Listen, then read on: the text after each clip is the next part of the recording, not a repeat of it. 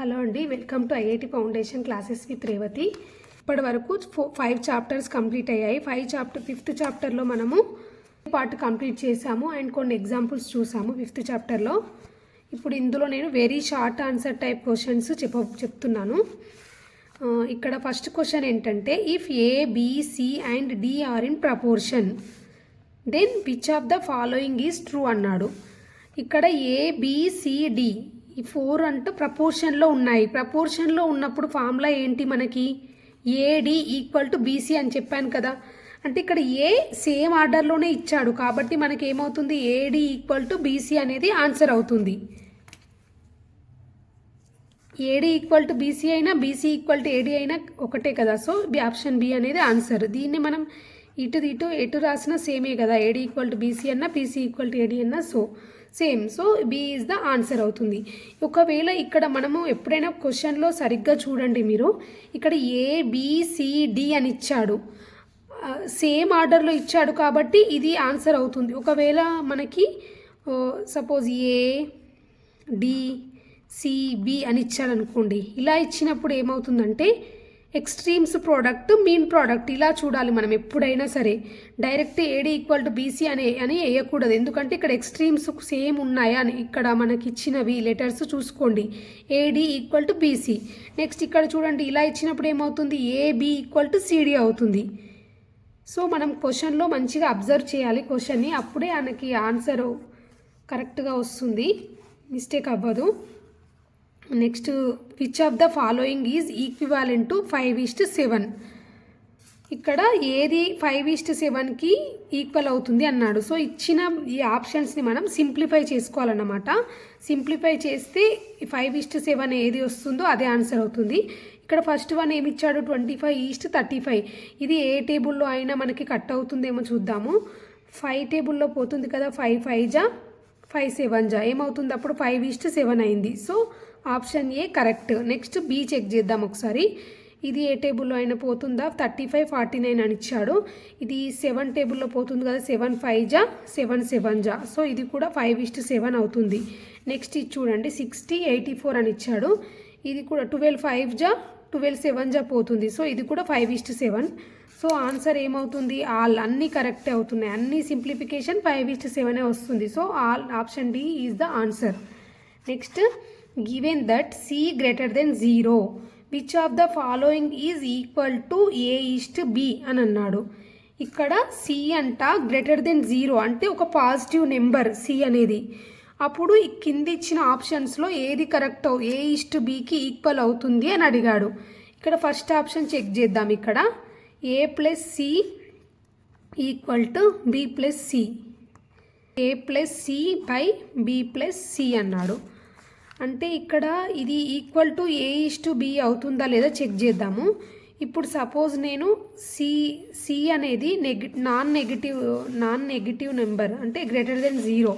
So ఇక్కడ suppose C equal to మనం అంటే ఇది అవ్వచ్చు అవ్వకపోవచ్చు ఈక్వల్ టు అనేది. ఇప్పుడు సపోజ్ నేను సి ఈక్వల్ టు 0 తీసుకున్నాను అనుకోండి, సి ఈక్వల్ టు 0 అయినప్పుడు a/b అవుతుంది ఇది. బట్ ఇక్కడ గ్రేటర్ దెన్ 0 అని అన్నాడు, సి ఈజ్ గ్రేటర్ దెన్ 0 అన్నాడు.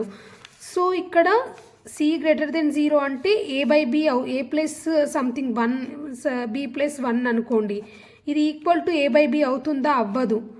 సో ఇది ఆప్షన్ 1 అనేది ఇది రాంగ్.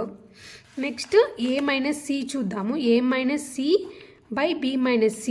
ఈక్వల్ టు a/b అవుతుందా లేదా చెక్ చేద్దాము. ఇప్పుడు సపోజ్ సి ఈక్వల్ టు 0 తీసుకున్నాం అనుకోండి, అప్పుడు a/b అవుతుంది ఇక్కడ, ఎందుకంటే సి 0 అయినప్పుడు a/bనే అవుతుంది. సో అప్పుడు ఈ కండిషన్ సాటిస్ఫై అవుతుంది. బట్ ఇక్కడ సి ఈజ్ గ్రేటర్ దెన్ 0 అన్నాడు. సో అప్పుడు ఈ కండిషన్ సాటిస్ఫై అవ్వదు. సో బి కూడా wrong. Next C equal to చూడండి, a/c ఈస్ట్ b/c అన్నాడు. అంటే ఇక్కడ ఏమవుతుంది, a/c b/c అంటే ఇక్కడ సికి క్యాన్సిల్ అయిపోతాయి కదా, a:b అనే ఈక్వల్ అవుతున్నాయి, a:b. సో మనకి ఇచ్చిన కండిషన్ని సాటిస్ఫై చేస్తుంది ఇది a:b అనేది. So option C is the answer. D కూడా రాంగ్ అవుతుంది. ఆప్షన్ సి అనేది correct answer. Next, the ratio of 75 paise to 10 rupees is అని అన్నాడు. ఇక్కడ ఈ రెండింటికి మధ్యలో రేషియో ఎంత అనేది ఫైండ్ అవుట్ చేయమంటున్నాడు. సో ఇలాంటి ప్రాబ్లమ్స్ ఇచ్చినప్పుడు ఏం చేయాలంటే ఎప్పుడైనా మనము ఈక్వల్ యూనిట్స్ ఉండేలాగా చేంజ్ చేసుకోవాలి. ఇక్కడ మనకి ఇచ్చింది ఏంటి, ఫస్ట్ 75 పైసే అన్నాడు, ఇదేమో 10 రూపీస్ అన్నాడు, ఇదేమో పైసే లాగా ఉంది, ఇదేమో రూపీస్ లా ఉంది. సో మనము 1 రూపీ ఈక్వల్ టు ఎంత, 100 పైసే కదా. సో మనం అలా కన్వర్ట్ చేసుకుందాము, అప్పుడు ఈజీగా ఉంటుంది చేయడానికి. ఫస్ట్ వన్ వచ్చేసి 75 పైసే, డివైడెడ్ బై అని రాసుకోవచ్చు, లేదంటే ఈస్ట్ అని రాసుకోవచ్చు. నేను డివైడెడ్ బై అని రాస్తున్నాను. 75 బై 10 రూపీస్ కదా, 10 ఇంటూ 1 రూపీకి 100 పైసే. సో 10 ఇంటూ 100 అని రాయొచ్చు మనం పైసేలా కన్వర్ట్ చేసినప్పుడు. అప్పుడు ఏమవుతుంది, 75 డివైడెడ్ బై 10 ఇంటూ 100 అంటే 1000. ఇప్పుడు దీన్ని ఏ టేబుల్లో పోతుంది, 5 టేబుల్లో చూద్దాము. 5 1 జా 5, 5 15 జా, నెక్స్ట్ 5 200 జా, నెక్స్ట్ ఇంకా 5 3 జా, నెక్స్ట్ 5 40 జా. సో ఇప్పుడు మనకి ఏమొచ్చింది, దీన్ని 3/40 వచ్చింది. 3/40ని ఏమని రాయొచ్చు, 3:40 అని కూడా రాయొచ్చు కదా. So option B is the answer. Option B is the answer. The ratio of 10 meters to 1 kilometer. ఇక్కడ కూడా సేమ్, మనకి ఇక్కడ మీటర్స్ ఇచ్చాడు, కిలోమీటర్స్ ఇచ్చాడు. సో ఫస్ట్ మనం ఒకే యూనిట్లోకి కన్వర్ట్ చేసుకోవాలి, ఎయిదర్ మీటర్స్లో ఆర్ కిలోమీటర్స్లో. రెండు క్వాంటిటీస్ని సేమ్ యూనిట్స్లోకి కన్వర్ట్ చేసుకున్నప్పుడు ప్రాబ్లం చేయడానికి ఈజీగా ఉంటుంది. సో ఇక్కడ నేను కిలోమీటర్స్ నుంచి ఇక్కడ కిలోమీటర్స్కి చేంజ్ అవ్వడం అంటే కొంచెం పిల్లలకి ఇబ్బంది అయిపోతుంది. సో నేను మీటర్కి కన్వర్ట్ చేస్తున్నాను. ఫస్ట్ వన్ వచ్చేసి 10 meters కదా, నెక్స్ట్ వన్ వచ్చేసి ఏంటి 1 kilometer అన్నాడు. సో 1 kilometer ఈక్వల్ టు ఎన్ని మీటర్స్, 1000 meters. సో నేను 1 kilometerని 1000 metersగా రాసుకుంటున్నాను. 10/1000 అప్పుడు ఏమవుతుంది, 10 1 జా 0 0. ఇక్కడ ఏమైంది 1/100. 1/100ని ఏమని రాసుకోవచ్చు, 1:100 అని కూడా రాయొచ్చు. So 1:100 is the answer. So option C is the answer. ఇక్కడ కాలం ఏలో కొన్ని రేషియోస్ ఇచ్చాడు, బిలో కొన్ని రేషియోస్ ఇచ్చాడు. ఇలా ఇచ్చినప్పుడు ఏంటంటే జస్ట్ సింపుల్ అండి ఇలాంటి ప్రాబ్లమ్స్. ఎప్పుడైనా ఇక్కడ ఫ్రాక్షన్స్ లాగా ఇచ్చాడు అనుకోండి రేషియోస్, అప్పుడు డైరెక్ట్ మీరు క్రాస్ మల్టిప్లికేషన్ చేయండి, ఈజీ అయిపోతుంది. చూడండి ఇక్కడ అంటే క్రాస్ మల్టిప్లికేషన్ అంటే ఏంటంటే 1 5 ఈ రెండు ప్రోడక్ట్ చేయండి. 1 × 5 ఈస్ట్ నెక్స్ట్ 2ని 3ని ప్రోడక్ట్ చేయండి. 2 × 3 దీని ఏమని రాయొచ్చు, 5:6 కదా. So option R is the answer. Next ఇక్కడ కూడా అంతే, సేమ్ క్రాస్ మల్టిప్లై చేయండి. 3 × 2 ఈస్ట్ 5 × 4 6:20. 6:20ని మనం ఇంకా చేయొచ్చు కదా, దీన్ని 2 3 జా 2 10 జా. సో ఏమవుతుంది, ఇది 3:10 అవుతుంది. So Q is the answer. Next ఇది చూడండి, ఇది కూడా సేమ్ క్రాస్ మల్టిప్లికేషన్ చేయాలి. 2 × 5 10, 3 × 3 9, 10:9 ఇది ఆన్సర్. నెక్స్ట్ ఇది కూడా అంతే cross multiplication. 4 × 5 20, 1 × 3 3, 20:3. So P is the answer. ఏం లేదు, సింపుల్ అండి. ఇలా ఇచ్చినప్పుడు క్రాస్ మల్టిప్లికేషన్ చేయాలి, అది గుర్తుపెట్టుకోండి అంతే. Next the simplified form of 6/7 is to 15/14. Same ఇది కూడా ఇంతకుముందు లాగానే ఇప్పుడు ఇక్కడ ఫ్రాక్షన్స్ ఇచ్చాడు. సో డైరెక్ట్ మనం క్రాస్ మల్టిప్లై చేద్దాము. సో క్రాస్ మల్టిప్లై చేసినప్పుడు ఏమవుతుంది, 6 అంటే ఈ న్యూమరేటర్ని ఈ డినామినేటర్ని, ఈ న్యూమరేటర్ని ఈ డినామినేటర్ని అని అర్థం. 6 × 14 ఎంత,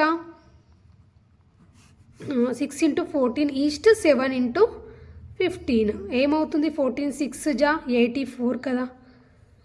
నెక్స్ట్ 7 15 జా 105. ఇప్పుడు ఈ రెండింటిని ఇంకా ఏదైనా టేబుల్లో పోతుందా చూద్దాం మనము. 84 ఈస్ట్ 105 అని వచ్చింది. ఇంకా సింప్లిఫై చేద్దాం దీన్ని. ఏమవుతుంది, 84/105 అని రాసుకుంటున్నాను నేను ఇక్కడ. 2 టేబుల్లో చూద్దాము. 2 4 జా 2 2 జా 2 టేబుల్లో పోదు, సారీ ఇక్కడ 105 ఉంది. 3 టేబుల్లో పోతుంది. ఇది ఈవెన్ నెంబర్, ఇది ఆడుంది కాబట్టి 3 టేబుల్లో ట్రై చేద్దాం ఒకసారి. 3 2 జా 6, 2 మిగిలింది. 3 8 జా, నెక్స్ట్ 3 3 జా 9, 15 మిగిలింది. 3 5 జా.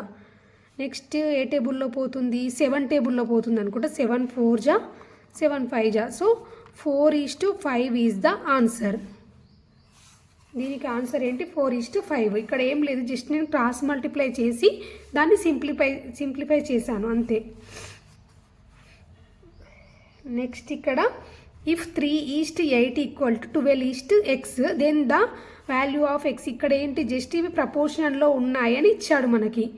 ప్రపోర్షన్లో ఉన్నప్పుడు ఏం చేస్తాం మనము, ఎక్స్ట్రీమ్స్ ప్రోడక్ట్ మీన్ ప్రోడక్ట్ చేయాలి అంతే. అంటే 3x ఈక్వల్ టు 12 × 8 96 కదా. x ఈక్వల్ టు ఏమవుతుంది అప్పుడు 96 డివైడెడ్ బై 3. 3 3 జా 3 2 జా 32 ఈజ్ ద ఆన్సర్. నెక్స్ట్ ఇక్కడ if p, q, r and s are in proportion then p/q equal to. ఇక్కడ p, q, r, s ఈ 4 అంట ప్రపోర్షన్లో ఉన్నాయి. అప్పుడు కండిషన్ ఏంటి అంటున్నాడు. మనం మామూలుగా ప్రపోర్షన్లో ఉన్నప్పుడు ఏమని రాస్తాము, p/q ఈక్వల్ టు r/s అని రాస్తాం కదా. ఇలా ఉన్నప్పుడే అవి ప్రపోర్షన్లో ఉన్నాయని అర్థం. ఇక్కడ సేమ్ ఆర్డర్లో ఇచ్చాడు కాబట్టి నేను సేమ్ ఆర్డర్లో p/q ఈక్వల్ టు r/s అని రాస్తున్నాడు. దీన్ని ఏమని రాయొచ్చు, ఈస్ట్ అని రాయొచ్చు, ఇంకా బై అని కూడా రాయొచ్చు కదా. p/q equal to r/s. So దీనికి ఆన్సర్ ఏంటి, direct r/s is the answer. Next if x east 5 double east 4:20. Double east అంటే ఈక్వల్ అని అర్థం. అంటే ఇక్కడ x ఈక్వల్, ఇప్పుడు ఇవన్నీ ఇక్కడ ఈ డబల్ ఈస్ట్ అంటే ఏంటంటే ప్రపోర్షన్లో ఉన్నాయని అర్థము. అప్పుడు మనం ఏం చేయాలి, extremes product equal to means product. So 20 × x equal to 5 × 4. 20x equal to 20. x equal to ఏమవుతుంది 20/20 equal to 1. So 1 is the answer. Next ఇక్కడ కూడా అంతే, x ఈస్ట్ 12, నెక్స్ట్ 12:8 ఇవన్నీ ప్రపోర్షన్లో ఉన్నాయని అర్థం. ఈ సింబల్ ఇచ్చారంటే సో అప్పుడు ఏం చేయాలి, extremes mean. So 18 × x equal to 12 × 12.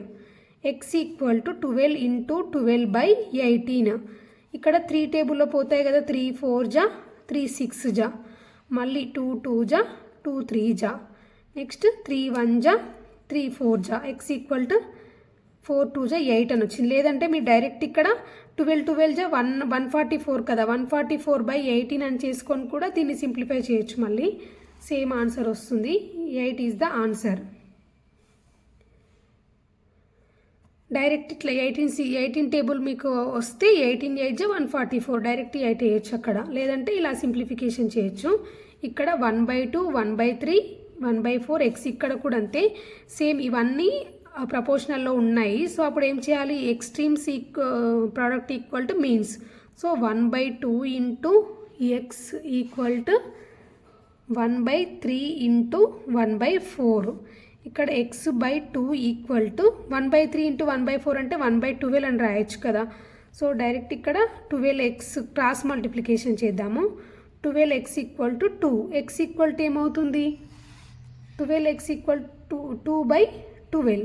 2 1 జా 2 6 జా 1/6 is the answer. So option B is the answer. Ratio of following and express them in the simplest form. ఇక్కడ వీటి రేషియో ఫైండ్ అవుట్ చేయమంటున్నాడు. Find the ratio of the following express the simplest form లాగా convert చేయమంటున్నాడు. ఇక్కడ first one ఏమి ఇచ్చాడు, 360 millilitres అని ఇచ్చాడు, 500 మిల్లీలీటర్స్. ఇక్కడ మిల్లీలీటర్స్లోనే ఉంది కాబట్టి మనం దీన్ని ఇంకా ఏం చేయాలి, డైరెక్ట్ మనము సింప్లిఫై చేయొచ్చు. 360/500 అని వేసాం అనుకోండి, 0 0 క్యాన్సిల్ అయిపోతుంది. 36/50. ఇప్పుడు దీన్ని మనము 2 టేబుల్లో చేద్దాం. 2 18 జా 2 25 జా, ఇంకా ఇందులోనైనా పోతుందా మనకి, ఇది ఇంకెందులో పోదు. So 18:25 is the answer for this. Next వచ్చేసి ఇక్కడ సెకండ్ వన్ ఏమన్నాడు, 4 hours 20 minutes అన్నాడు. నెక్స్ట్ 6 hours అన్నాడు. ఇక్కడ యూనిట్స్ అనేది డిఫరెంట్గా ఉన్నాయి. సో మనము రెండు ఒకే యూనిట్లో కన్వర్ట్ చేయాలని చెప్పాను కదా. సో ఇప్పుడు ఫస్ట్ మనము ఇది అవర్స్లో ఉంది 6 hours, నెక్స్ట్ ఇదేంటి అవర్స్ మినిట్స్లో ఉంది. సో మనం రెండిటిని మినిట్స్లోకి కన్వర్ట్ చేసుకుందాము, అది కొంచెం ఈజీగా ఉంటుంది మనకి. ఫస్ట్ వన్ వచ్చేసి 4 hours. 1 hourకి ఎంత మనకి, 1 hourకి 60 minutes కదా. సో 4 hours అంటే 4 అవర్స్కి ఎంత అన్నట్టు 60 × 4 కదా, అప్పుడు 240 మినిట్స్ అని అర్థం. కానీ ఇక్కడ నీకు అన్నాడు ఫస్ట్ది 4 అవర్స్ 20 మినిట్స్ అన్నాడు. సో ఏం చేయాలి, 4 అవర్స్ 20 మినిట్స్ అంటే ఇంకొక 20 మినిట్స్ యాడ్ చేయాలన్నమాట, అంతే. 240 + 20 అంటే 260 మినిట్స్ ఉంది ఫస్ట్ వన్. నెక్స్ట్ది ఏమన్నాడు 6 అవర్స్ అని ఇచ్చాడు. 6 అవర్స్ అంటే 1 అవర్కి 60 మినిట్స్ కదా, 360 మినిట్స్ టోటల్. సో ఇక్కడ మనం ఈ రెండింటిని బై చేద్దాము. 260/360, 0 0 క్యాన్సల్. 26/36, ఇది 2 టేబుల్లో పోతుంది కదా, 13, నెక్స్ట్ 18. సో 13:18 అనేది దీనికి ఆన్సర్ అవుతుంది. ఏం లేదండి, ఇక్కడ ఫస్ట్ 4 అవర్స్ 20 మినిట్స్ అని ఉంది కదా, నేను దీన్ని ఈ రెండింటిని మినిట్స్లోకి మార్చుకుంటున్నాను ఈజీగా ఉండడం కోసము. డైరెక్ట్ అవర్స్లోకి కూడా మార్చొచ్చు, కానీ ఇది కొంచెం కష్టంగా ఉంటుంది. ఇంకా మీకు 7th 8th అలా ఆ క్లాసెస్లో అయితే మీకు ఈజీగా అర్థమవుతుంది, అలాంటి ప్రాబ్లమ్స్ వస్తాయి. నేను ఇక్కడ 6th క్లాస్ వాళ్ళకే కాబట్టి నేను మినిట్స్లో కన్వర్ట్ చేసి చెప్తున్నాను ఈజీగా అర్థం కావడానికి. ఇక్కడ 4 అవర్స్ 20 మినిట్స్ని నేను మినిట్స్లోకి కన్వర్ట్ చేస్తున్నాను. 1 అవర్ అంటే 60 మినిట్స్ కదా, సో 4 అవర్స్కి ఏమవుతుంది 240 మినిట్స్. బట్ ఇక్కడ 4 అవర్స్ 20 మినిట్స్ అన్నాడు కాబట్టి ఇంకొక 20 యాడ్ చేశాను, 260 మినిట్స్ అయింది. నెక్స్ట్ది 6 అవర్స్ అన్నాడు. 6 అవర్స్ అంటే 6 × 60, 360 మినిట్స్. సో ఈ రెండింటిని డివైడెడ్ బై చేశాను రెండింటిని, అప్పుడు 13:18 అనేది రేషియో వచ్చింది, అంతే. Thank you for watching. Don't forget to subscribe. If you have any doubts, please contact to my number. It is in the description. Thank you very much.